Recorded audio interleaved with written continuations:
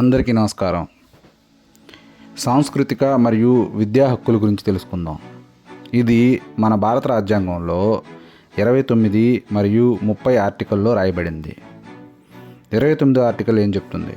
సంస్కృతి భాష పరిరక్షణ హక్కు గురించి చెప్తుంది. ఈ ఆర్టికల్ ప్రధానంగా మైనారిటీస్ పరిరక్షణ కోసం రాయబడింది.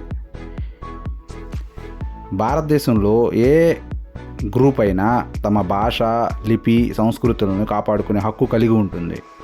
విద్యా సంస్థల్లో ప్రవేశాలు ఇస్తూ జాతి, మతం, భాష ఆధారంగా వివక్ష చేయరాదు. ఆర్టికల్ 30 విద్యా సంస్థలు స్థాపించే హక్కు. ఈ హక్కు ద్వారా మత మరియు భాష ఆధారిత అల్పసంఖ్యాకులు మైనారిటీస్ తమ సొంత విద్యా సంస్థలు స్థాపించవచ్చు, వాటిని నిర్వహించవచ్చు, పాలించవచ్చు.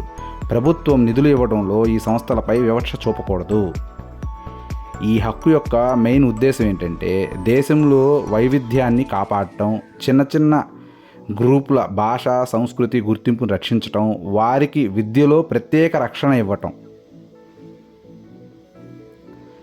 Thank you for watching the video.